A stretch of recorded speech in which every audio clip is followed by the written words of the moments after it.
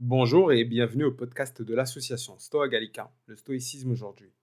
Pour ce podcast, j'ai le plaisir de recevoir Maël Gouarzin. Maël est docteur en philosophie, bibliothécaire scientifique et médiateur scientifique, spécialiste de la philosophie comme manière de vivre et auteur de l'ouvrage collectif Vivre en stoïcien, réflexion antique et résonance contemporaine. Durant ce podcast, Maël va nous expliquer comment le stoïcisme et le christianisme ont coexisté, quelle influence a eu l'un sur l'autre, quels sont les points de convergence et de divergence entre les deux. Bonne écoute.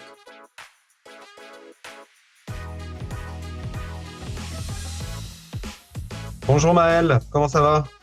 Bien et toi? Je vais très bien, je suis très heureux de te recevoir une nouvelle fois sur ce podcast.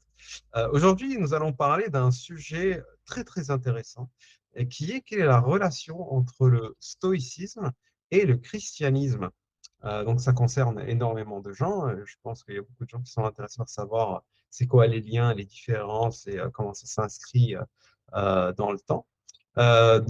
Justement, parlant de temps, est-ce qu'on peut déjà démarrer par un retour historique sur le sujet en disant déjà pour le stoïcisme, où est-ce que se place historiquement le début et la fin du stoïcisme antique? Oui, alors là, c'est une bonne question. Alors le début est plutôt clair, hein. C'est la fondation, du portique de la première école stoïcienne en 301 avant Jésus-Christ à Athènes par Zénon. Il enseigne sous un portique, en grec, stoa poikilé, qui signifie portique peint et c'est ça qui va donner le nom à l'école stoïcienne donc qui vient de Stoa. Donc ça démarre en 301 avant Jésus-Christ à Athènes et puis ensuite, on a 5 siècles de stoïcisme. De manière continue, on va avoir, des écoles stoïciennes, en Grèce d'abord, à Athènes et puis, dans tout l'Empire romain.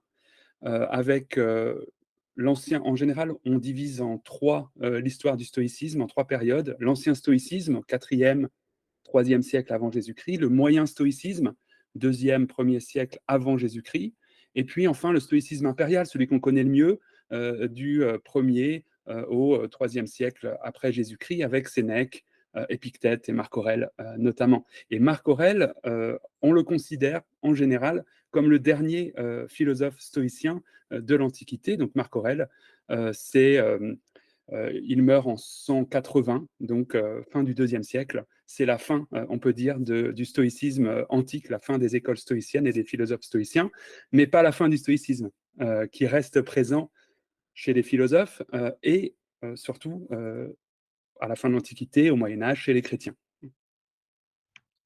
D'accord.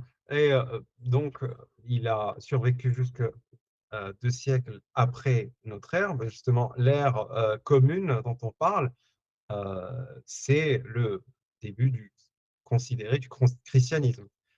Et donc, comment est-ce que en fait, le stoïcisme et le christianisme ont pu coexister déjà sur cette période-là et après? Oui, alors effectivement, historiquement, stoïcisme et christianisme ont coexisté pendant les 2 premiers siècles de notre ère, même si le christianisme n'est pas, encore établi autant qu'il l'a été par la suite.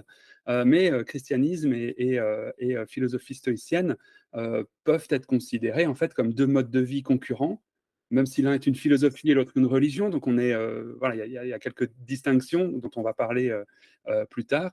Mais la philosophie stoïcienne, tu le sais très bien, n'est pas seulement un discours, mais aussi un mode de vie. Et donc, ce mode de vie stoïcien va entrer en concurrence avec la religion chrétienne et le mode de vie qui en découle. Euh, et pour ça, peut-être pour montrer cette coexistence des deux traditions philosophiques et religieuses, j'aimerais peut-être vous parler de Saint Paul. Saint Paul qui, à Athènes, dans les Actes des Apôtres, on a le discours qu'il prononce à Athènes et c'est intéressant parce qu'il le prononce pour qui? Il le prononce pour les philosophes athéniens, Ah, stoïciens et c'est bien épicuriens compris. notamment, donc c'est cité dans Mhm. les Actes, des Apôtres pour leur présenter l'Évangile. Et bien pour faire cela, il va utiliser des termes, des images, toute une rhétorique finalement qui est assez familière aux philosophes grecs il prend le langage des philosophes grecs qu'il connaît et il va insister sur les similitudes qui existent entre stoïcisme et christianisme. Et pour le dire rapidement, et puis après je peux peut-être vous lire un petit extrait. Le propos de saint Paul est de dire que l'Évangile est l'accomplissement, le parachèvement de la philosophie et de la religion païenne, et que le Dieu des chrétiens est celui que les Grecs adorent sans le connaître. Euh, D'accord, je vois. Dis-moi si, Donc si on c'est a le temps, mais je peux oui, peut-être oui, bien sûr. lire ce petit passage donc, qui Mmh. cite explicitement les épicuriens et les stoïciens. Oui, Donc, vas-y, c'est vas-y. les Actes des Je t'en prie. Apôtres 17, 22, 31. Ceux qui conduisaient Paul l'accompagnèrent jusqu'à Athènes. Il discutait dans la synagogue avec les Juifs et les hommes craignant Dieu, et tous les jours dans l'agora avec ceux qu'il rencontrait. Or, quelques philosophes épicuriens et stoïciens, ayant conféré avec lui, les uns disaient que nous veut ce semeur de paroles, d'autres, l'entendant prêcher Jésus et la résurrection, disaient il paraît qu'il vient nous annoncer des divinités étrangères. Et l'ayant pris avec eux, ils le menèrent sur l'aéropage. Paul, debout au milieu de l'aéropage, parla ainsi. Et là, on a le discours de Paul, de saint Paul, aux philosophes stoïciens et épicuriens. Athéniens, je constate qu'à tous égards, vous êtes éminemment religieux. Car lorsqu'en passant, je regardais les objets de votre culte, j'ai trouvé même un autel avec cette inscription au Dieu inconnu. Celui que vous adorez sans le connaître, je viens vous l'annoncer. Le Dieu qui a fait le monde et tout ce qu'il renferme, étant le Seigneur du ciel et de la terre, n'habite point dans les temples faits de mains d'hommes, il n'est point servi par des mains humaines, comme s'il avait besoin de quelque chose, lui qui donne à tous la vie, le souffle et toutes choses. Et comme l'ont dit aussi quelques-uns de vos poètes, et là il cite un poète grec, de sa race nous sommes. Étant donc de la race de Dieu, nous ne devons pas croire que la divinité soit semblable à de l'or, à de l'argent ou à de la pierre, sculptée par l'art et le génie de l'homme.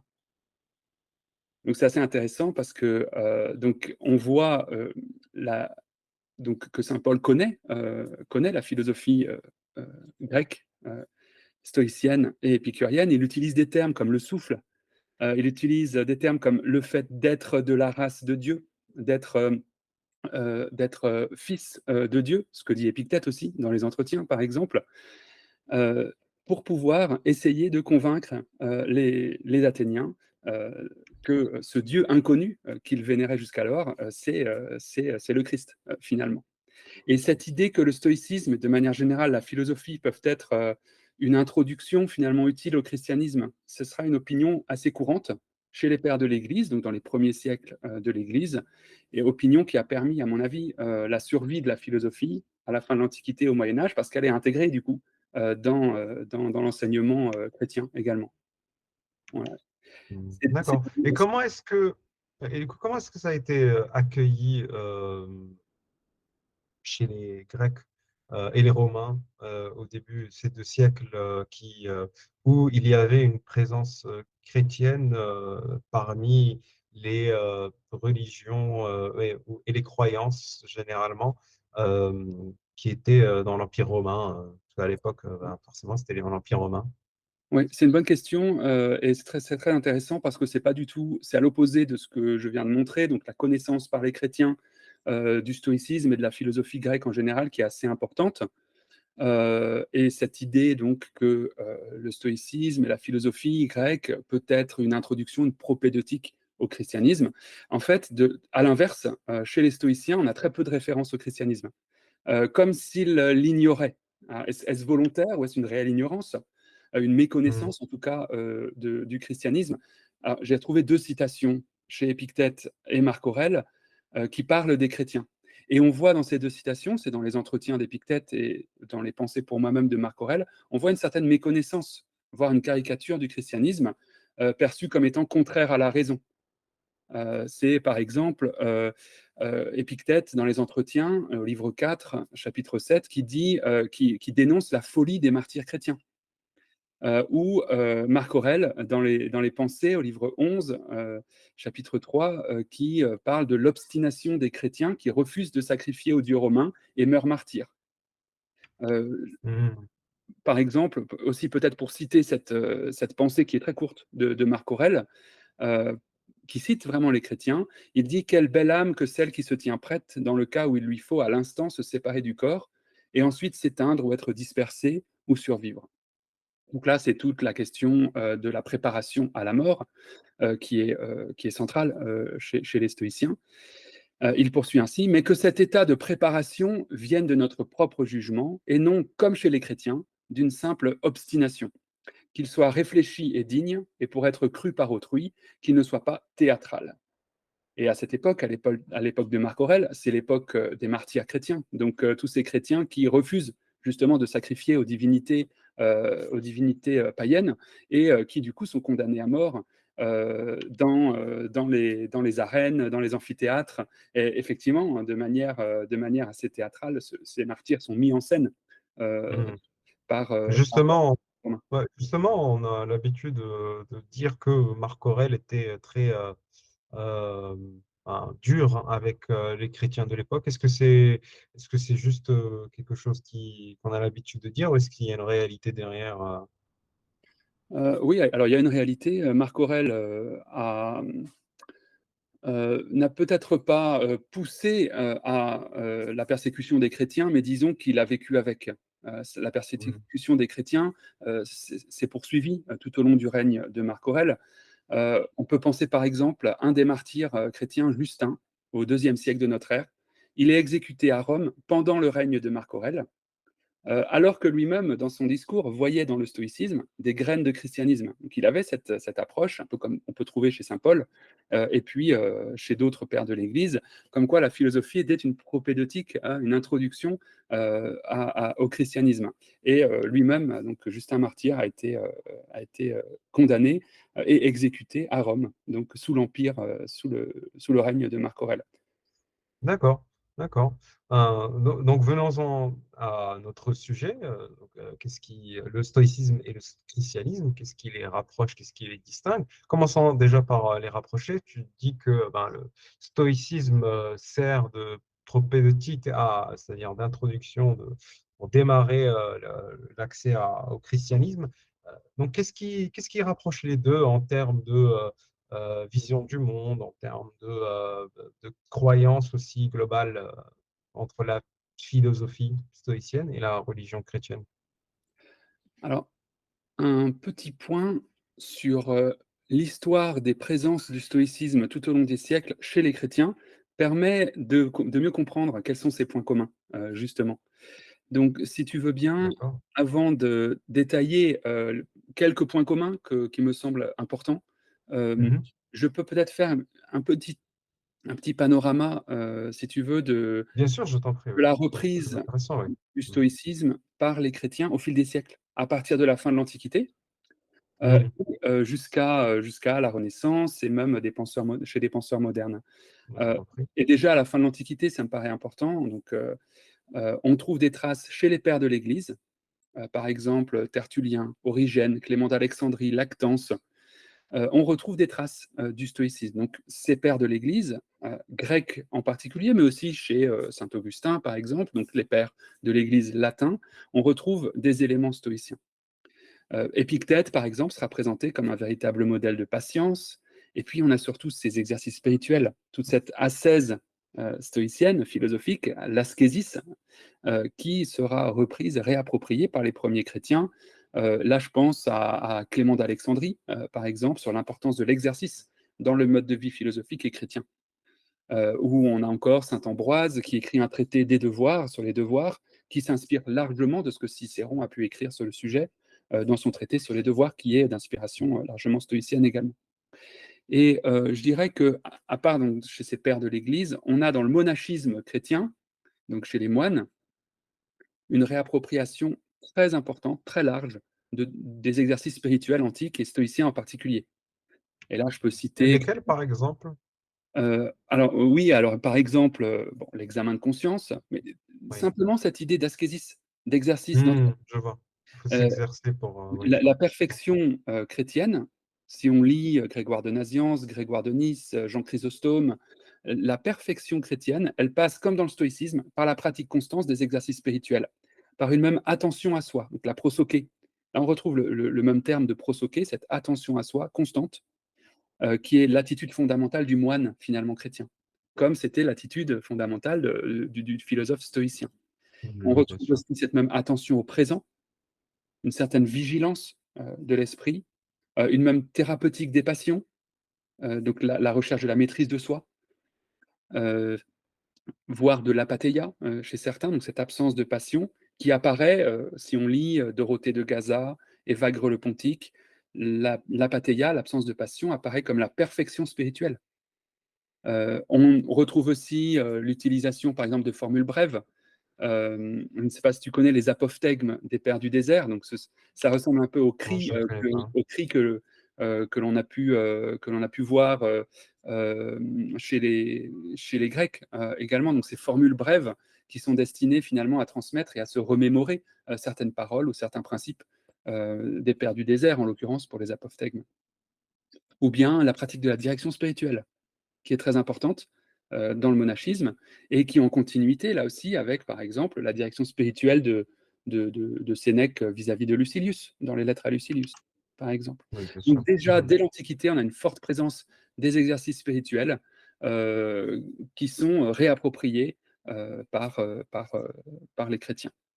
Et puis, si on va un petit peu plus loin, je serai plus rapide, mais au Moyen Âge, ou même à la Renaissance, on a aussi une présence du stoïcisme et souvent de l'éthique stoïcienne. En fait, c'est l'éthique, qui est reprise.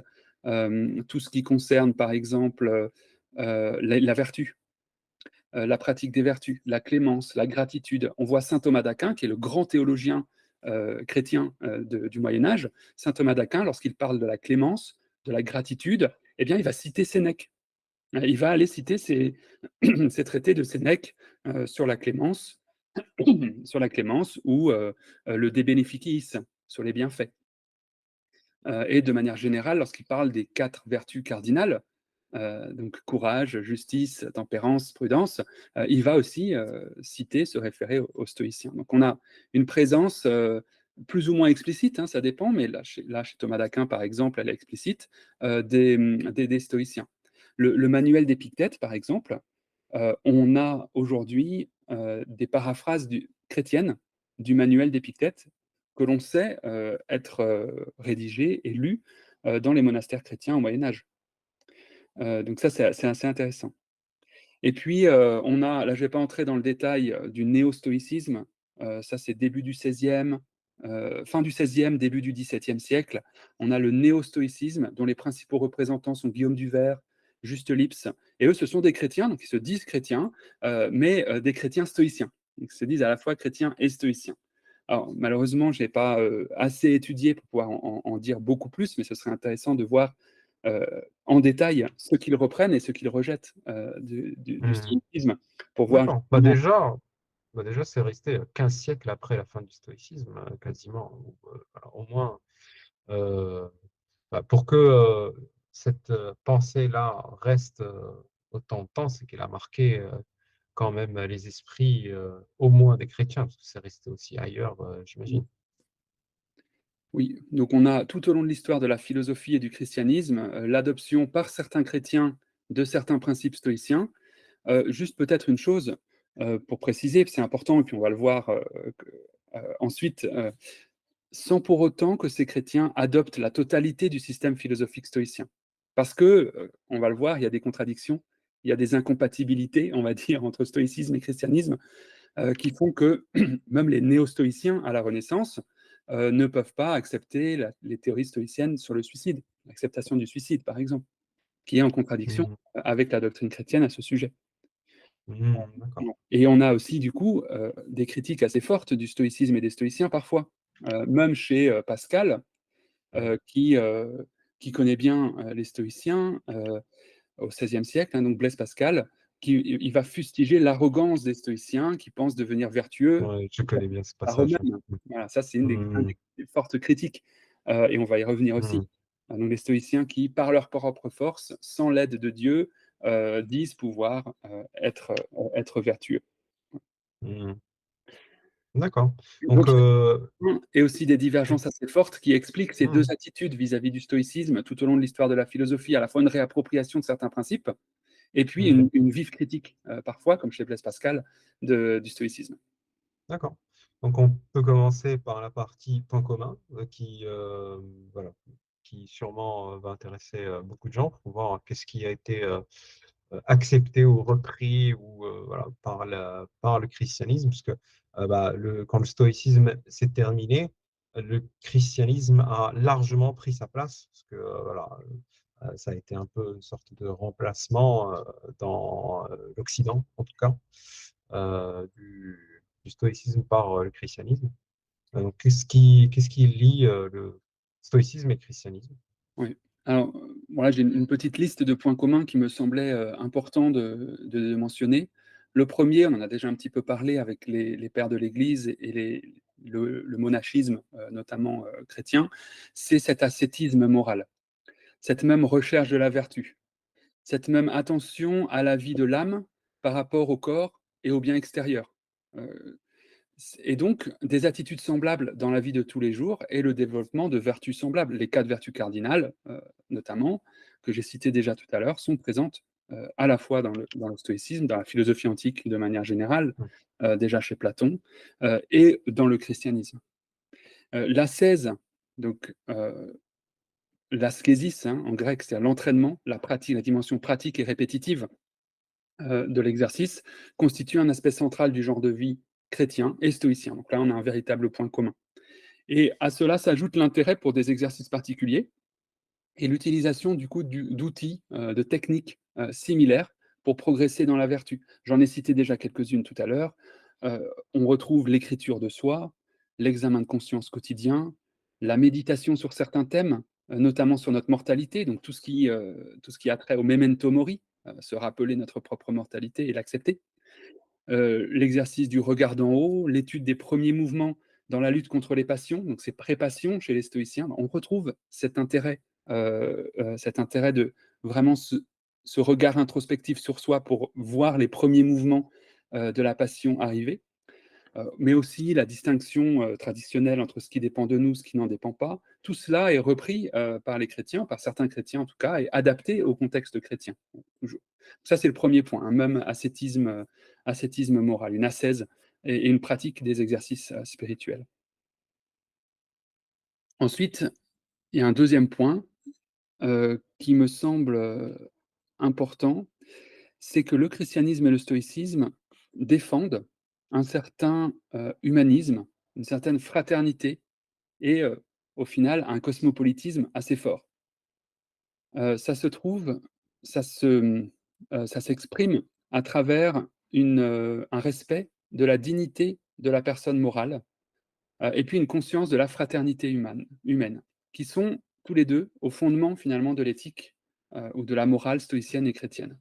Pour les stoïciens, peut-être bref rappel pour les stoïciens, nous sommes tous frères dès lors que nous avons la raison en partage. Et de cette conscience d'être semblables, va découler une certaine fraternité et finalement un cosmopolitisme qui dépasse les frontières.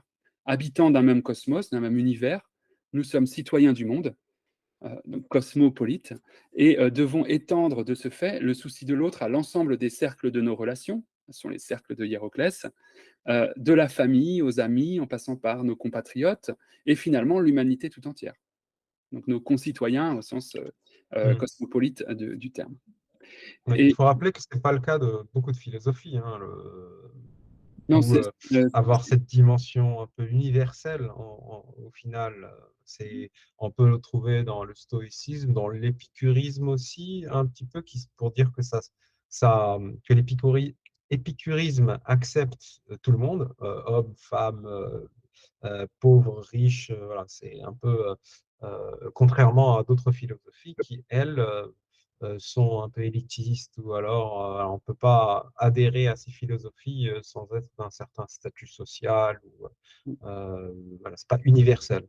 oui, oui, tout à fait et ça c'est spécifique, au stoïcisme notamment et puis, chez les chrétiens, où finalement nous sommes tous des créatures de Dieu, et puis la charité chrétienne va pousser à aimer Dieu et à aimer son prochain comme soi-même, quel qu'il soit, finalement et on retrouve, dès les premiers siècles, des, chrétiens de toutes les conditions sociales qui se retrouvent ensemble, heu et pourquoi? Parce que cette égalité, par essence des individus, peu importe la profession, comme tu dis, le milieu social ou le sexe, font que stoïciens et chrétiens accordent, par exemple, aux femmes et aux esclaves, ce qui est une réalité à l'époque, une égale dignité, comme à tous les êtres humains. Ce qui est loin d'être le cas, effectivement, comme tu le rappelais à juste titre, dans la société romaine et les mentalités, disons, de l'époque.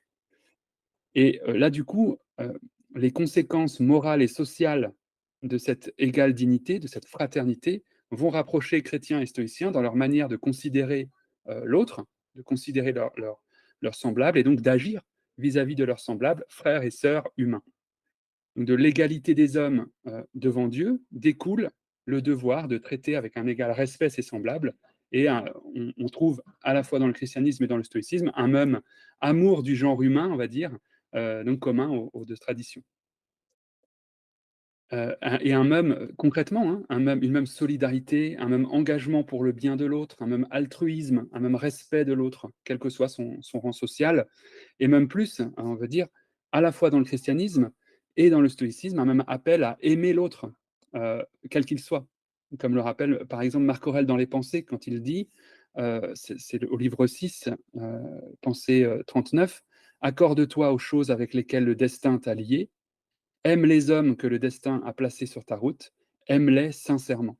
Et on retrouve aussi cette charité chrétienne, finalement, des échos, un parallèle assez fort, qu'il faut aimer son prochain comme soi-même. Donc un amour très fort de l'autre, y compris de son ennemi, finalement. Et ça, on le retrouve à la fois chez Marc Aurèle et chez les chrétiens. Voilà, ça c'est le 2e Mmh. point commun, je dirais, qui me semble très fort et très important et qui rassemble, finalement christianisme et stoïcisme. Oui. Si je continue, un 3e point commun qui me semble important, c'est, l'idée d'une présence du divin en nous, qu'on retrouve chez les stoïciens. Alors là, je parlerai d'Épictète et de Marc Aurèle notamment, et du coup, du nécessaire respect de cette présence du divin en nous. On retrouve dans les 2 traditions, par exemple, cet appel à vivre sous le regard de Dieu. Ah, c'est une expression qu'on trouve, chez Épictète dans les Entretiens, livre 1, l'entretien 1,14. On retrouve également une certaine piété, qui s'exprime par exemple, de nouveau par Épictète, je vais, lire ensuite un passage, qui est très clair là-dessus. Une piété qui s'exprime par la louange de Dieu et une certaine reconnaissance à son égard, attitude que l'on retrouve à la fois chez les chrétiens et les stoïciens. Hem, Par exemple, au livre, 1 des Entretiens, chapitre 16, voici ce que recommande, Épictète à ses élèves: «Si j'étais rossignol, j'accomplirais l'œuvre du rossignol. Si j'étais cygne, celle du cygne. Mais il se trouve que je suis doué de raison. Je dois chanter le Dieu.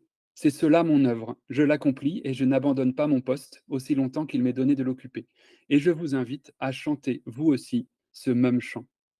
Donc chanter les bienfaits de Dieu ou de la providence, fait partie, finalement du rôle fondamental, de l'être humain en tant qu'être, doué de raison et en tant fils et fille de Dieu.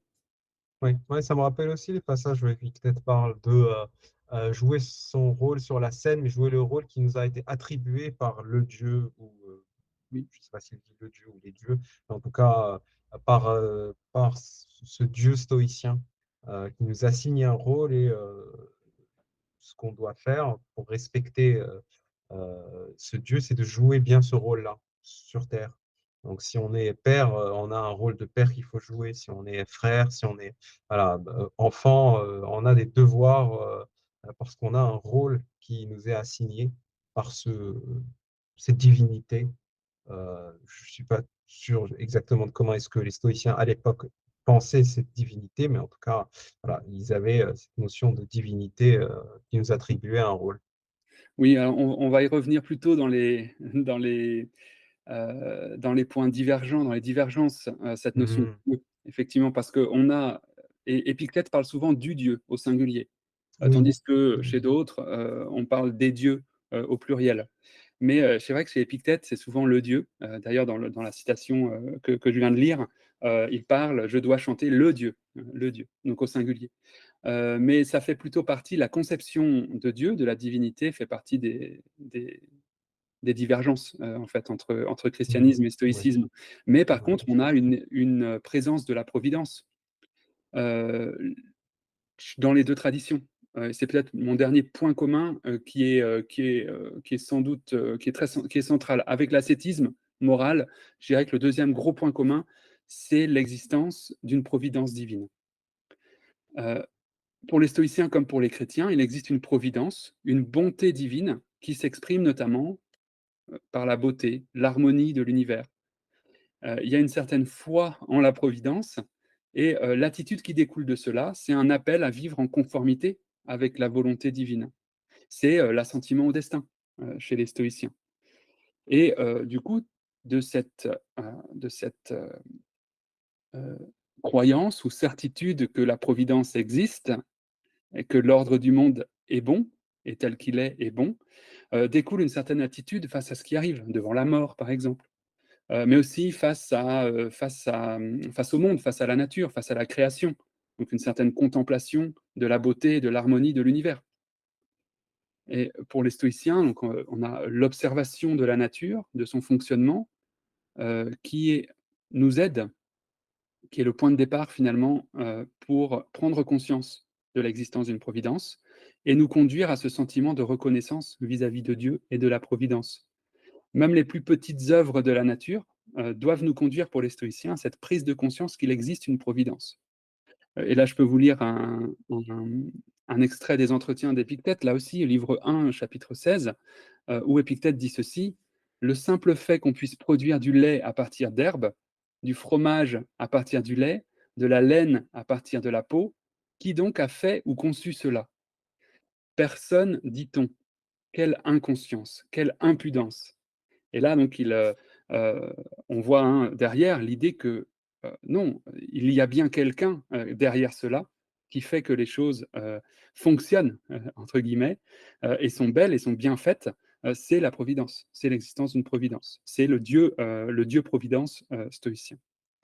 Et Mhm. donc on a cette attitude semblable qui découle de cette existence de la providence, devant la beauté, l'harmonie de l'univers ou de la création, un certain émerveillement et cette attitude et ces exercices aussi, parce que c'est un exercice spirituel de contemplation, de la nature, de cette beauté, de cette harmonie universelle, qui sont les preuves finalement de l'existence de la providence divine, pour les stoïciens. Heu, voilà. D'accord, je vois.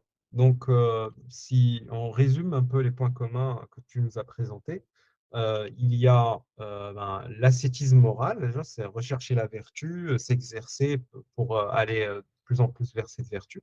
Donc, ça, premier point commun. Deuxième point commun, c'est que le stoïcisme et le christianisme se veulent un peu universels. Ils s'adressent à tout le monde, quel que soit le sexe, la profession, le milieu social. Voilà, tout le monde est le bienvenu à au christianisme ou au stoïcisme.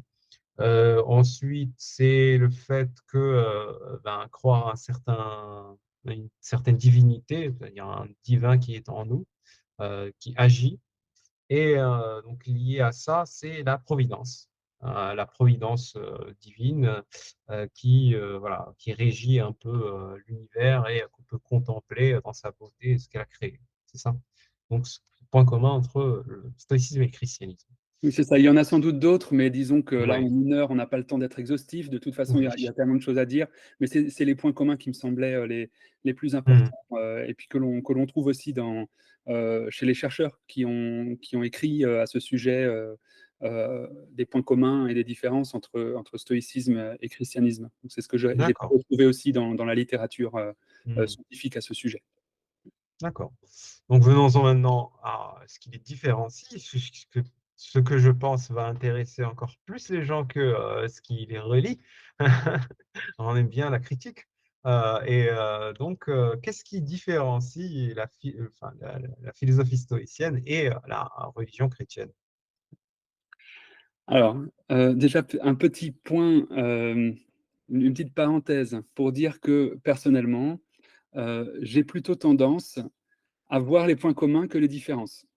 Donc ce Hmm. travail-là d'essayer de voir les différences, entre christianisme et stoïcisme, j'ai dû vraiment faire l'effort de chercher ces différences parce que lorsque je lis des textes, chrétiens ou stoïciens, ce que je vois moi plutôt, spontanément disons, ce sont les points communs. Voilà, c'est une question, j'imagine de caractère ou voilà, une C'est habitude de très lecture. louable. Voilà, du coup, j'ai fait cet exercice, pour pour toi et pour vous aujourd'hui. Et tout d'abord, peut-être le premier point, la première différence, c'est qu'on a d'un côté une philosophie, la philosophie stoïcienne, et puis de l'autre une religion, avec 2 fondements qui sont très différents. Tout d'abord, chez les stoïciens, on a un fondement rationnel, la raison seule, d'une part, que ce soit la raison universelle ou la raison individuelle, qui est une parcelle de la raison, universelle. Mmh. Le fondement du mode de vie stoïcien, c'est la raison. Et puis, on a de l'autre côté un fondement surnaturel, d'autre part, qui est, notamment la révélation. On a, d'un côté la raison et puis de l'autre côté, on a la foi. Foi et raison et grâce, donc toute l'aide, le secours de Dieu, toutes les grâces que l'on va pouvoir avoir pour vivre, en chrétien. Chez les stoïciens, le mode de vie est fondé essentiellement sur la raison, donc il y a une inébranlable confiance en la raison, je dirais. La réalisation de soi en tant qu'être rationnel, c'est ça qui va apporter, à l'homme le bonheur. Suivre les exigences de la raison suffit, finalement, pour les stoïciens, à la vie bonne. Et de même, c'est la raison qui va permettre pour les stoïciens de comprendre l'existence de l'ordre naturel des choses, on en a parlé, la place de l'homme dans l'univers et ce qu'il doit faire pour bien vivre, dans ce monde. Alors que pour les chrétiens, l'importance de la foi est beaucoup plus grande, même si elle peut être accompagnée par la raison, également. Mais le fondement, c'est quand même la révélation et une certaine foi. D'ailleurs, les chrétiens ont une conscience assez forte des limites de la raison et on d'où l'importance, par exemple, des mystères. Les mystères de la foi chrétienne, le mystère de l'incarnation, le mystère de la rédemption. Donc comment Dieu peut s'incarner et devenir homme, dans la personne de Jésus-Christ, par exemple. Ça, c'est un mystère, et les chrétiens, hem, hem accepte, si tu veux, de ne pas tout comprendre, de ne pas comprendre Mmh. ce mystère, cette part de mystère qui est inaccessible finalement à la raison, y compris, de même pour la rédemption, le mystère de la rédemption. Donc comment le fait qu'un Dieu fait homme, vienne sur terre et meure sur la croix pour sauver le genre humain, c'est aussi un grand mystère et les chrétiens acceptent le fait que ce mystère, on ne puisse pas l'expliquer rationnellement. Mmh. On a aussi l'importance, s de cette, de cette conscience des limites de la raison et de cette toute-puissance, de Dieu, découle l'importance des miracles, par exemple, qui d'un point de vue stoïcien est théoriquement impossible. Parce que l'ordre naturel des choses est tel qu'il est, Mmh. il n'y a pas un Dieu qui serait transcendant à cet ordre naturel, et qui, pourrait, aller contre cet ordre naturel des choses. Ouais, parce L'ordre du que monde pour est les tel qu'il est. ouais, parce que pour les stoïciens, l'ordre du monde est, presque assimilé à Dieu. C'est Dieu, Ouais, l'ordre du monde. exactement, exactement. Et voilà, donc on a 2 fondements quand même très différents. Et puis on a aussi 2 buts différents. Le but du mode de vie stoïcien et le but du mode de vie chrétien n'est pas le même.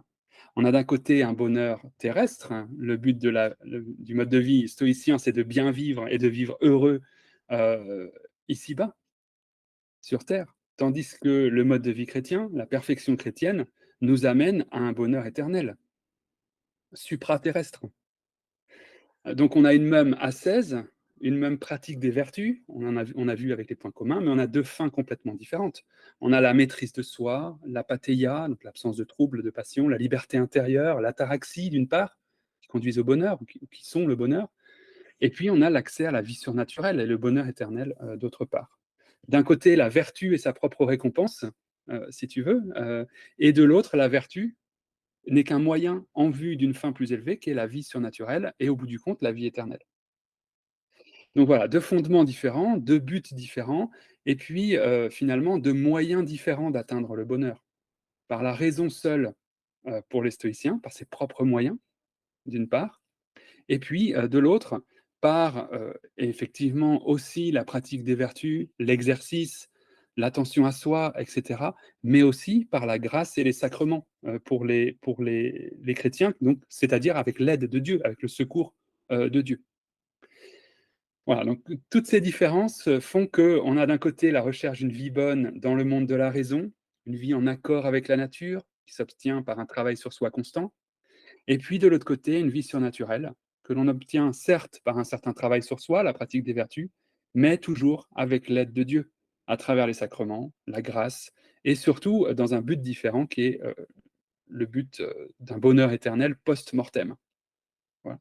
Ce qui rapproche d'ailleurs, ce point rapproche davantage les chrétiens de Platon, puisque la vie vertueuse également, le détachement progressif de l'âme du corps, qu'on voit décrit dans le Phédon, par exemple, par Platon, c'est également pour assurer l'immortalité de l'âme après la mort, après la séparation du corps et de l'âme. Donc là, on a un rapprochement beaucoup plus fort entre platonisme et christianisme, et une différence importante entre stoïcisme et christianisme. D'accord, je vois. Peut-être un petit point sur, leur vision de Dieu. On a un petit peu évoqué tout à l'heure, mais je ne vais pas faire non plus trop long parce qu'on pourrait aller, vraiment dans des détails, sans fin. Mais on a en gros une vision de Dieu bien différente. Le Dieu des stoïciens d'un côté, le Dieu des chrétiens. On a chez les chrétiens un Dieu personnel et transcendant, et puis on a chez les stoïciens un Dieu impersonnel et immanent, qui correspond, tu l'as dit tout à l'heure, à l'ordre des choses, à l'ordre de la nature. Mmh. Même si, Épictète et les stoïciens parlent parfois du Dieu au singulier, avec parfois une certaine transcendance, puisqu'il n'y a pas non plus heu, il n'y a pas non plus une, égale doctrine à ce Mmh. sujet chez l'ensemble des stoïciens. On parle souvent de stoïcisme antique, mais en fait, il faudrait parler des stoïcismes antiques et pas du stoïcisme antique, puisque chaque stoïcien s'est réapproprié la doctrine, Oui. et a mis des accents différents, et y Ouais, c'est compris 500 à 600 ans de stoïcisme, et puis des milliers de gens qui se sont intéressés au sujet. Comme il y a des divergences dans le christianisme ou dans n'importe quelle philosophie, il y en a aussi dans le stoïcisme. Ils n'étaient pas tous d'accord oui, les uns avec les autres. Ouais, c'est effectivement. bien de, ouais, parce que parfois on a l'impression en fait que c'est une seule et même chose, le stoïcisme, et on oublie qu'en fait c'est des êtres humains comme nous, ils sont pas d'accord entre eux, Oui, sur sur des détails parfois. Donc, oui. ouais. Donc, disons, pour nuancer un petit peu les propos, que le plus souvent, pas toujours, mais le plus souvent, les stoïciens sont polythéistes, et défendent un Dieu, le plus souvent, immanent. Donc il se confond avec la providence divine, avec l'ordre naturel des choses. Ça, c'est la position la plus répandue, disons, dans le stoïcisme. Or, pour les chrétiens, et là c'est une distinction, importante, pour les chrétiens, Dieu est distinct du monde qu'il a créé. Donc tandis que le Dieu providence fait partie, il n'y a pas de distinction, de transcendance, entre le Dieu et puis la nature, la providence, l'ordre du monde chez les stoïciens. Pour les chrétiens, il y a bien le Dieu, un Dieu, qui est transcendant et qui est distinct donc du monde qu'il a créé. C'est un Dieu qui est personnel, et transcendant, et donc on ne peut pas, le confondre avec le Dieu immanent, des stoïciens. Donc là, il y a à mon avis une grosse différence. Ouais. D'accord. Peut-être pour poursuivre, là aussi, c'est vraiment, une différence, et je dirais même une incompatibilité, finalement entre stoïcisme et christianisme, à certains égards. C'est la question, du salut, de l'homme et de son salut. Et comment est-ce qu'on va, donc on en a parlé un petit peu, comment est-ce qu'on atteint le bonheur? Qu'est-ce que ça veut dire se sauver pour un chrétien? Qu'est-ce que ça veut dire se sauver pour un stoïcien? Pour les stoïciens, pour les chrétiens, je vais commencer par les chrétiens. Je l'ai dit un petit peu tout à l'heure, on a besoin de la grâce divine pour opérer notre salut, pour être délivré du péché. On parlera peut-être tout à l'heure du péché aussi, qui est intéressant, de la faute morale, pour les Mmh. stoïciens, du péché pour les chrétiens, et de leur distinction, vraiment différente. Heu, mais pour, les chrétiens, pour se délivrer du péché, ne serait-ce que le péché originel, on a besoin des sacrements. On a besoin en premier lieu du baptême, sinon on n'est pas chrétien. Pour être chrétien, il faut être baptisé, et le baptême efface justement ce péché originel. Donc le chrétien a besoin des moyens de salut mis à disposition par le Christ et par l'Église ensuite, pour se sauver. Il y a une certaine impuissance de l'homme sans l'aide, de Dieu, sans la grâce. Pour les stoïciens, au contraire, nul besoin de la grâce, l'homme a en lui toutes les ressources dont il a besoin pour bien vivre ici-bas et résister finalement à l'attrait des biens extérieurs, résister aux tentations, etc. Le perfectionnement moral des stoïciens va passer uniquement par le travail sur soi, par l'exercice philosophique. Nul besoin d'un secours spécial de Dieu. Dieu a donné, le Dieu ou la nature, la providence, a donné à sa naissance tout ce dont l'homme a besoin pour conserver sa liberté intérieure, rester maître de ses désirs, de ses impulsions, de ses jugements, etc. Le sage a tout ce qu'il lui faut finalement pour atteindre l'ataraxie. Il a un pouvoir sur soi immense, grâce à soi seul. Et c'est pourquoi on ne trouve pas, par exemple, chez les stoïciens, on trouve des prières chez les stoïciens et les chrétiens. Les 2 prient leur Dieu, mais chez les stoïciens, on ne va pas trouver, heu, à quelques exceptions près, de prières de demande. Mais le type de prière que l'on va trouver chez les stoïciens, c'est des prières plutôt de louange ou, Mmh, de reconnaissance d'accord. Je envers la vois. providence divine, mais pas de demande. Pourquoi? Mmh, Parce que le stoïcien compte sur lui seul. Il ne mmh, compte pas sur l'aide de Dieu.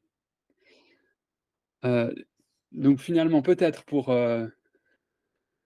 pas pour caricaturer, mais pour mettre des termes, qui sont assez forts, je trouve, et qui correspondent, aussi à certaines critiques, de du stoïcisme par les chrétiens, à l'humilité chrétienne d'un côté, mmh, qui avoue son impuissance et accepte, de demander l'aide de Dieu, va s'opposer finalement l'assurance, heu, peut-être l'orgueil.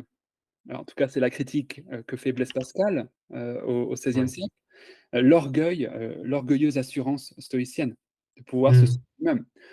Au pessimisme anthropologique des chrétiens, donc heu, le péché originel nous empêche par nous-mêmes de nous sauver, d'atteindre la vérité, le bonheur, et cetera, va s'opposer à un certain optimisme anthropologique des stoïciens. L'homme est naturellement, bon et va pouvoir se sauver par lui-même, par ses propres forces.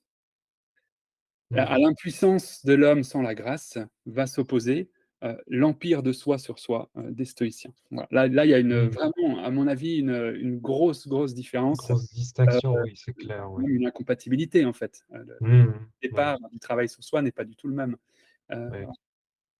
Et justement sur cette, question-là, en fait, j'avais, parce que c'est une critique, même moderne aussi du stoïcisme, de dire que, bah, le stoïcisme, c'est un peu la puissance de la raison, qu'on peut tout, la volonté peut tout, heu et en fait, ce que j'ai découvert, c'est que c'est depuis le début du stoïcisme qu'on fait cette critique au stoïcisme. C'est que même dans Pyrrhado, j'ai lu, c'est très drôle, il dit que, bah, on peut voir par exemple chez comme dans les comédies, antiques, où quand on veut caricaturer un stoïcien, on montre un stoïcien orgueilleux qui a voilà la lèvre haute, et c'est en fait, c'est que cette, caricature ou cette, description du stoïcien, a duré depuis toujours parce qu'il y a peut-être un sentiment humain chez certains, en opposition aux stoïciens, de dire que, ben, en fait, on n'est pas capable de tout. C'est-à-dire que ce soit des chrétiens, que ce soit, même des psychologues, ou alors, pour parler, plus moderne, ou à l'époque, ben, d'autres écoles philosophiques, à l'époque antique, qui critiquaient, qui avaient cette critique du stoïcisme. Et aussi, il y a de l'autre côté, ben, les stoïciens ou d'autres défenseurs des stoïciens ou d'autres, même, au niveau moderne, qui, défendent le fait que, bah, en fait, on est capable de tout, que, en fait, il suffit de vouloir pour pouvoir, qui est aussi une position, que beaucoup défendent. Donc en fait, c'est presque une opposition, enfin humaine, entre, enfin certains qui défendent, une capacité, possibilité, enfin, tout pouvoir, et d'autres gens qui, eux, pensent que non, on est limité et qu'il ne faut pas croire qu'on est capable de tout, sinon, ben, ça a de potentielles mauvaises conséquences sur soi. Et c'est drôle de voir qu'en fait, ça a toujours été Mmh. cette critique a toujours été, présente dès le début du stoïcisme. Oui, tout à fait, tu as raison. de le mentionner. C'est vrai que parfois la critique peut être caricaturale, donc excessive, Mmh. mais souvent il y a un petit peu de vérité, un grain de vérité C'est dans chaque ça, oui. lecture. Hem et là, en l'occurrence, l'orgueil stoïcien qui est critiqué déjà dans l'Antiquité et puis ensuite, par les chrétiens, Mmh. au fil des siècles et aujourd'hui encore par des contemporains, finalement ça n'est que la caricature, d'une certaine assurance stoïcienne de pouvoir, Moui, bien vivre par soi-même. Donc oui, c'est et ça, ça, oui, quand je c'est pas une oui. caricature. Oui, c'est ça. Quand je dis caricature, je ne dis pas que c'est pas vrai. En fait, c'est qu'on fait la caricature du stoïcien pour un peu prendre leur position, qui est leur position vraie, mais la mettre à l'extrême, c'est-à-dire montrer l'extrémité de cette position pour montrer que cette position ne se tient pas. C'est un peu c'est pour ça qu'on caricature un peu, mais ça rentre aussi dans certaines à une vérité de cette position qui a été tenue par les stoïciens, mais par d'autres gens encore aujourd'hui qui ne connaissent rien au stoïcisme et voilà, qui poussent un peu à une certaine individualité toute puissante, sans connaître une phrase ou même l'existence du stoïcisme. Mais c'est une position humaine un peu. Enfin, Mmh. c'est ça que je trouve drôle, c'est qu'au final, c'est une position humaine contre une autre position humaine, Oui au final. et le stoïcisme, pour beaucoup de sujets, hein, mais là aussi du coup, a une position très radicale et du Oui, coup oui, voilà, du coup, c'est clair, oui. position à laquelle on peut assez facilement s'opposer, du coup. Oui, c'est Donc vrai, c'est vrai, c'est vrai. il suscite beaucoup de critiques parce que la position est tellement radicale que c'est facile de s'opposer C'est ça. et puis c'est bien aussi de pouvoir s'y opposer, Mmh.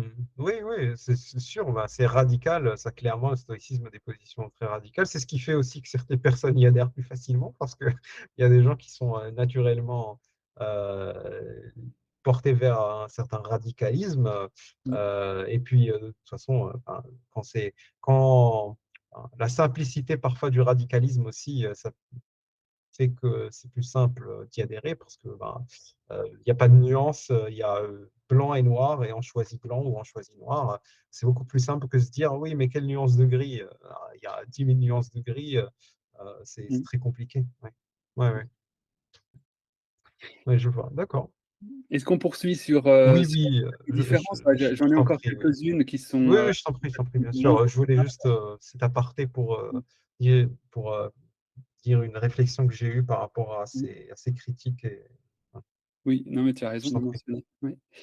Je voulais, parler de la question de l'âme et de son devenir, qui est aussi une différence importante, qui est un petit peu, sous-jacente dans les différences qu'on a vues déjà.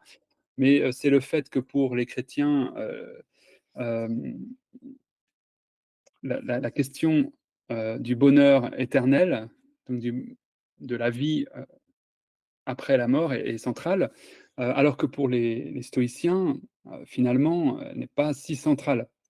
La question d'un bonheur futur n'a que très peu ou même pas du tout d'influence sur la morale stoïcienne. Le stoïcisme ne parle pas ou très peu de l'au-delà. Aucun bonheur supraterrestre n'est recherché, tandis que cette vie, heu, éternelle est au cœur, du mode de vie chrétien. Pour les chrétiens, la vie vertueuse, la vie bonne, a pour finalité le salut de l'âme et le bonheur éternel. Pour les stoïciens, il y a aussi, j'ai dit qu'il y avait quelques exceptions, la survie de l'âme après la mort est quand même présente, chez certains stoïciens, mais elle est toujours limitée dans le temps. C'est-à-dire qu'il n'y a pas une immortalité de l'âme comme on peut l'avoir, chez Platon ou chez les chrétiens et cette survie de l'âme limitée dans le temps, elle peut être plus ou moins longue, selon que l'on soit sage ou non. Mais finalement, quand on lit les textes, stoïciens, cette survie de l'âme, elle n'a pas vraiment d'implication morale, puisqu'il y a ni récompense, ni châtiment. Il y a des divergences entre différents stoïciens. On a parlé tout à l'heure qu'il n'y avait pas un seul stoïcisme et des stoïcismes. Et certains ont certes défendu l'idée d'une immortalité de l'âme, Sénèque par exemple, mais c'est véritablement une exception, et cette idée-là relève plutôt d'influence, platonicienne en fait, chez Sénèque. Pour les stoïciens, on l'a dit déjà aussi, la vertu est sa propre récompense. Et le devenir de l'âme après la mort n'est pas du tout, la finalité du mode de vie vertueux, qui vise plutôt donc tranquillité de l'âme, sérénité, absence de trouble ici-bas, ici et maintenant. Donc la vie bonne, pour le stoïcisme a sa propre finalité, ici-bas, permet de bien vivre ici-bas, tandis que la vie bonne, chrétienne, la perfection dans la vertu et cetera, va nous apporter, une vie, l'immortalité de l'âme, et une vie, heureuse, au-delà, dans l'au-delà. Voilà. D'accord, Et on retrouve cette, distinction, un petit peu entre vie naturelle, et vie surnaturelle avec la question des vertus. C'est mon point suivant. Puisque on l'a vu, hein, dans les points communs, les vertus naturelles, les 4 vertus cardinales, heu, sont présentes à la fois dans le stoïcisme et dans le christianisme et puis, le stoïcisme et le christianisme, heu, s'exercent, à travers toute une série d'exercices à, pratiquer, développer, ces différentes vertus. Mais dans le christianisme, il y a, étant donné, cette importance de la vie surnaturelle, on a d'autres vertus qui apparaissent. Les vertus, surnaturelles ou théologales, qui sont la foi, l'espérance et la charité, et qui sont, présentes, uniquement dans le christianisme. Et bien, les vertus théologales vont apporter une dimension surnaturelle qui est totalement absente du stoïcisme, parce qu'il n'y a pas de surnaturel, dans le stoïcisme, puisque le tout, la totalité, c'est la nature, justement. Voilà, donc ça, c'était un petit point très rapide sur la question des vertus, qui montre à la fois, elle est intéressante parce qu'elle montre à la fois, hem, le fait qu'il y ait un point commun, entre christianisme et stoïcisme, mais qu'il y a aussi, une différence et que une certaine complémentarité finalement, pour un chrétien, on va en parler aussi tout à l'heure, pour un chrétien, à développer, à étudier, lire les stoïciens pour développer, ces 4 vertus cardinales naturelles, mais une complémentarité, nécessaire, de devoir développer aussi les vertus surnaturelles ou théologales à côté de ce développement des vertus cardinales. d'accord. Et enfin, encore des différences entre le Oui, alors, stoïcisme j'ai 2 et le différences, mais christianisme? peut-être vu que le temps avance, je peux en parler d'une seule qui me paraît particulièrement Oui. importante, hein, c'est la question du péché ou de la faute morale. Mmh. Parce qu'elle synthétise bien ces différences, elle permet de bien comprendre vraiment, la conception, l'anthropologie finalement très différente, la conception de l'homme, et du salut, très différente entre christianisme et stoïcisme et finalement cette incompatibilité sur certains points entre la philosophie stoïcienne et la religion chrétienne. Hem, la notion de faute morale, elle est présente dans le stoïcisme et dans le christianisme, mais elle n'a pas du tout la même cause et les moyens pour se sortir de cette faute morale, pour y échapper, ne sont pas du tout les mêmes non plus. Donc dans le stoïcisme, heu, nul ne fait le mal volontairement. C'est, un principe, socratique qui est déjà présent chez Socrate. C'est par ignorance, c'est ça? Voilà, le mal est une erreur de jugement ou, Mmh. une ignorance. Si je pense bon de faire telle ou telle chose, eh bien je vais automatiquement avoir une impulsion à faire cette chose et inversement, si je pense mal de dire ou de faire telle ou telle chose, je vais avoir automatiquement une répulsion, à faire cette chose. Je ne vais pas vouloir faire cette chose ou dire cette chose. L'homme, pour les stoïciens, a une inclination innée vers le bien et une aversion innée pour le mal. Et donc, s'il corrige son erreur de jugement, il va corriger spontanément son comportement et se porter automatiquement vers le bien, et fuir automatiquement le mal. Le travail sur soi, pour éviter la faute morale, va donc viser la rectitude du jugement et va passer par un travail sur nos représentations. D'où l'importance du travail sur nos représentations, dans le stoïcisme. Si on pense à la définition de la passion chez les stoïciens, par exemple, la passion, elle est due à une erreur de jugement, sur un fait extérieur qui nous arrive et qui provoque la passion. Et la thérapeutique des passions va passer par un travail sur nos représentations pour pouvoir, dissiper, la passion. Et pour faire cela, donc l'homme peut compter sur ses propres forces, c'est-à-dire sa capacité à travailler sur ses représentations. Donc ça, c'est la vision, stoïcienne de la faute morale et comment y échapper, comment s'en sortir, par un travail de soi sur soi, constant, finalement. Dans le christianisme, la faute morale, le péché, est un mal commis volontairement. C'est la définition du péché. Un péché, c'est un mal commis en toute connaissance de cause. Je sais que ce que je dis ou ce que je fais est mal, et malgré ça, je le fais ou je le dis. Et cette conscience de faire un péché, de mal faire, de dire quelque chose de mauvais, de méchant, cette volonté, ce consentement vis-à-vis du mal que l'on commet, est au cœur même de la définition du péché. Donc le péché, pour la définition chrétienne du péché, c'est un éloignement volontaire de Dieu. Et pour guérir, hein, du coup, l'homme a besoin de la grâce de Dieu, de l'aide de Dieu, à travers notamment le sacrement de pénitence, donc aller confesser et recevoir le pardon de Dieu, et pour ce qui concerne le péché originel, le baptême. On ne peut pas seul, par soi-même, se défaire du péché originel dans le christianisme. Donc le chrétien ne peut pas s'en sortir par lui-même, il n'a pas la force de résister seul à la tentation du mal, et donc a besoin de cette aide de Dieu, de cette vie surnaturelle qui va l'aider finalement à éviter la faute morale. Donc là, on voit bien cette grosse différence entre christianisme et stoïcisme. Je trouve que Clairement. cette dernière différence, elle met bien l'accent sur ces différences et les moyens de se sortir de cette faute morale. Hmm, d'accord. Donc, on a vu déjà pas mal de différences, hein. On a vu bah, que c'est une philosophie pour le stoïcisme et plus enfin, une religion pour le christianisme, que l'un cherche le bonheur terrestre, l'autre le bonheur éternel, bah, la question du péché, la vision de Dieu, voilà, la question des vertus de l'âme. Ce qui m'amène à cette question, c'est est-ce que il est possible d'être stoïcien et chrétien en même temps? Oui, c'est une bonne question. Moi, je répondrais d'abord par l'histoire de la philosophie.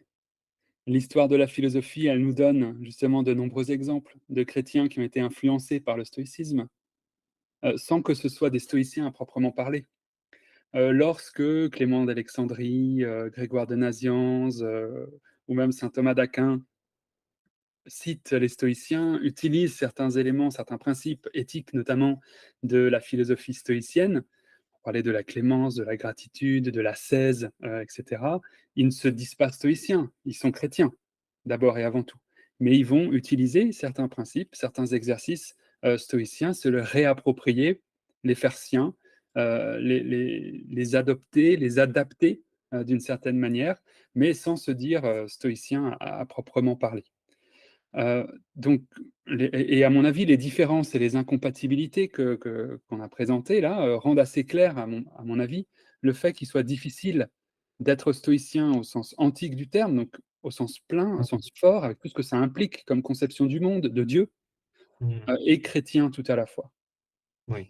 Par contre, il me semble tout à fait possible pour un chrétien, et l'histoire de la philosophie et l'histoire du christianisme de nouveau le montrent, il me semble tout à fait possible pour un chrétien de puiser dans le stoïcisme des éléments éthiques, pratiques, utiles Mhm. à son mode de vie, qui vont venir enrichir, nourrir le mode de vie chrétien, finalement. Je- Et là D'accord. encore, l'histoire de la philosophie et du christianisme montre que cela était le cas pour un certain nombre de chrétiens. Et là, je renvoie plutôt au début de notre conversation, c'est-à-dire les points communs mis en évidence au cours de la discussion qui justifient cet intérêt qu'on peut trouver en tant que chrétien dans les textes stoïciens, sans pour autant se dire stoïcien soi-même. D'accord. Ouais. Donc en fait, c'est pas possible, à ton avis, en tout cas, de se dire à la fois chrétien et stoïcien à la fois, parce que il y a des conceptions, des visions du monde qui sont trop radicales, soit on ne peut adhérer que à l'un ou à l'autre, et voilà, euh, si on adhère à l'une, on ne peut pas adhérer à l'autre. Euh, mais donc, les chrétiens, par exemple, peuvent faire usage du stoïcisme sans forcément adhérer à sa vision du monde. Et donc, comment est-ce qu'ils peuvent le faire? C'est ce que tu as dit au début, c'est par rapport à leurs points communs, c'est ça? Oui, c'est ça. Hem, bon, en fait, c'est une bonne question, hein. Comment un chrétien peut faire usage du stoïcisme sans adhérer à sa vision du monde? Bah, on l'a vu avec les points communs. Hem, Un début de réponse, je dirais, que je n'ai pas non plus la chance ni le temps de faire pour l'instant, c'est très certainement d'aller lire et d'étudier ces chrétiens qui, depuis 2000 ans, ont lu et se sont réappropriés certains principes, certains exercices stoïciens, et se demander, bah, qu'est-ce qu'ils ont repris? Qu'est-ce qu'ils ont repris et qu'est-ce qu'ils ont rejeté aussi? On peut penser, je l'ai cité tout à l'heure, à la doctrine stoïcienne concernant le suicide, mais il y a à la conception de Dieu, et cetera. Et lire ces textes, pour essayer de voir ce qui est compatible et comment les chrétiens ont fait usage depuis 2000 ans, de certains principes stoïciens.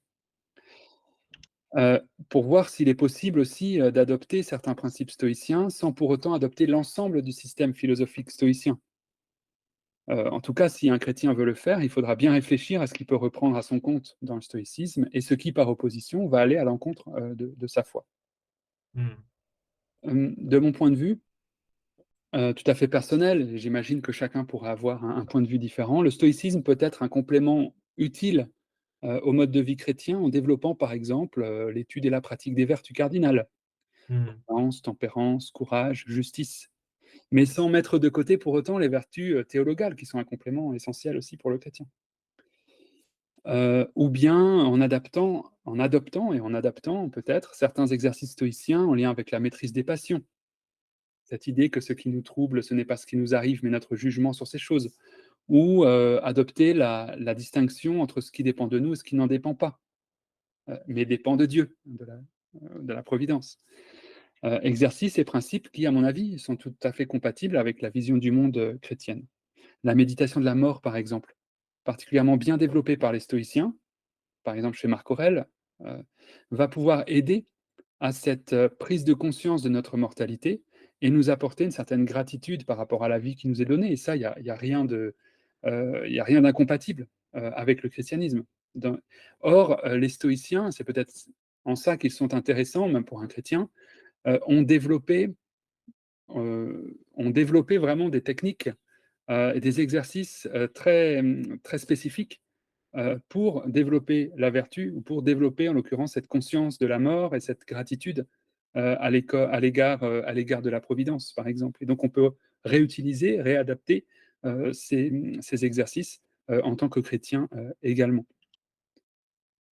D'accord, d'accord, très bien. Ouais, ben, c'est vraiment très intéressant.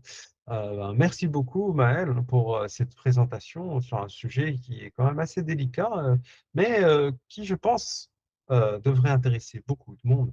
Qu'on a vu, un peu l'histoire du stoïcisme et du christianisme, comment est-ce qu'ils ont survécu ensemble et puis comment est-ce que le christianisme a repris le stoïcisme, enfin, quelques principes du stoïcisme. On a vu ce qui les relie, évidemment, dans leur manière de vivre, et aussi ben, ce qui les différencie, qui sont des différences assez importantes pour dire que ben, être à la fois chrétien et stoïcien n'est pas vraiment possible, mais que dans le christianisme qui survit encore, bah, qui est toujours vivant, on va dire, 2 milliards de personnes dans le monde quand même, euh, peut puiser dans le stoïcisme pour bah, aller vers ce que les chrétiens cherchent, c'est-à-dire bah, les vertus, vers Dieu. C'est ça. Et Oui. je dirais peut-être pour conclure que la question que tu poses et que doit se poser tout chrétien qui lit les stoïciens et veut se réapproprier le stoïcisme, c'est celle de tout stoïcien contemporain. Mhm. Dans le stoïcisme contemporain, tu le sais, il y a cette question de savoir ce qu'il convient de garder du stoïcisme antique. Est-ce qu'on doit tout garder? C'est vrai. Et certains répondent positivement, c'est les défenseurs du stoïcisme traditionnel, Traditionnel, oui. traditional stoicism, et tandis que d'autres soutiennent que non. C'est Mhm. plutôt les défenseurs du modern stoïcisme. Oui, Et pour ces derniers, certains principes stoïciens sont tout à fait pertinents, tandis que d'autres sont devenus caducs et doivent être mis de côté. oui, Ben, c'est vrai. de la même Mhm. manière, finalement, en tant que chrétien, je peux m'intéresser au stoïcisme pour certains Mhm. principes, et non dans sa totalité, en laissant de côté certains principes.